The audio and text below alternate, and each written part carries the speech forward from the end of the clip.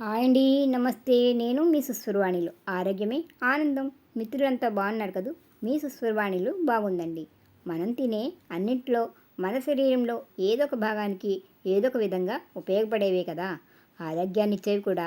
అందుకే నాకు అందుబాటులో ఉన్నవి, నేను తెలుసుకున్నవి మీతో పంచుకోవాలనుకుంటున్నాను.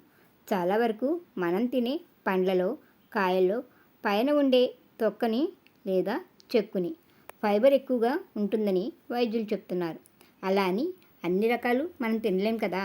కానీ మా వైపు కొన్ని కాయగూరలు అంటే బీరకాయ, సొరకాయ ఇలాంటి వాటిపై ఉండే చెక్కుతో రోటీ పచ్చళ్ళు చేసుకుంటాం, దోశలు వేసుకుంటాం.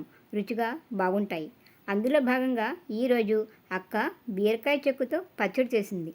చాలామందికి తెలిసే ఉంటుంది, కానీ ఎవరికైనా ఉపయోగపడుతుందేమోనని వీడియో చేశాను. చూసే ముందు అసలు ఈ పచ్చడి తింటే మనకి లాభాలేంటో తెలుసుకుందాం. బీరకాయలో క్యాలరీస్ తక్కువ, బి కాంప్లెక్స్ ఎక్కువ. బీరకాయ శరీరానికి చలవ చేస్తుంది, త్వరగా డైజెషన్ అయిపోతుంది, ఇమ్యూనిటీ పెరుగుతుంది, కంటి సమస్యలు తగ్గుతాయి. కాన్స్టిపేషన్తో ఇబ్బంది పడేవారికి బెస్ట్ ఫుడ్ అండి. శరీరంలో బ్యాడ్ కొలెస్ట్రాల్ని కరిగిస్తుంది, లివర్ని ఆరోగ్యంగా ఉంచుతుంది. బీరకాయలో ఉండే మెగ్నీషియం వల్ల కోపం, టెన్షన్, డిప్రెషన్ లాంటి సమస్యల నుండి దూరం చేసి మనసుకి ప్రశాంతతనిస్తుంది. ఏకాగ్రత, జ్ఞాపశక్తిని పెంచుతుంది. పచ్చడి ప్రయోజనాలు విన్నారుగా.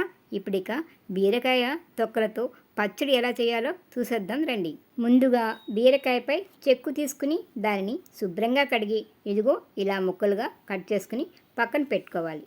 ఇప్పుడిక మీ రుచికి సరిపడా మిరపకాయలు, 1 స్పూన్ ధనియాలు, స్పూన్ జీలకర్ర, కరివేపాకు, మరింత రుచి కోసం 1 టమాటా, కొంచెం చింతపండు, మీ రుచికి సరిపడా ఉప్పు, చిటికెడు పసుపు, కొన్ని వెల్లుల్లి రేఖలు, 3 స్పూన్ల నూనె.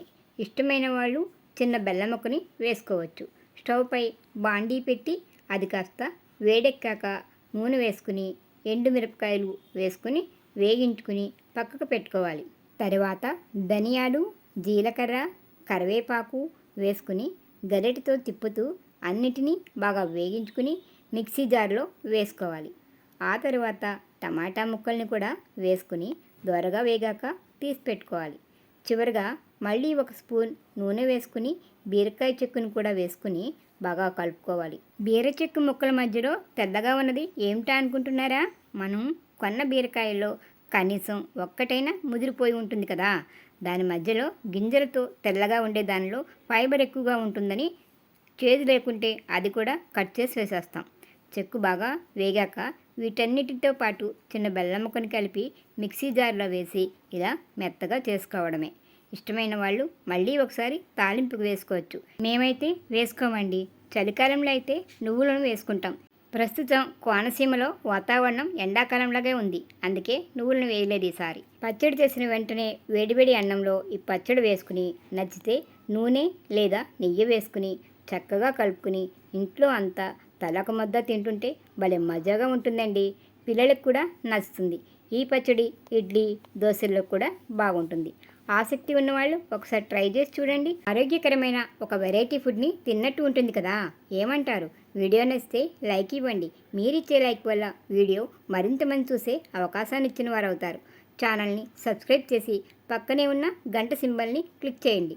నేను ఎప్పుడు వీడియో పెట్టినా వెంటనే మీకు నోటిఫికేషన్ వచ్చేస్తుంది. వీడియోని మీ మిత్రులకి షేర్ చేసి సుస్వరవాణిలు అనే చిన్న మాటని స్ప్రెడ్ చేసి నన్ను ప్రోత్సహిస్తారు కదూ. మరొక వీడియోతో మళ్ళీ కలుసుకుందాం. అంతవరకు సెలవు మరి. నమస్తే.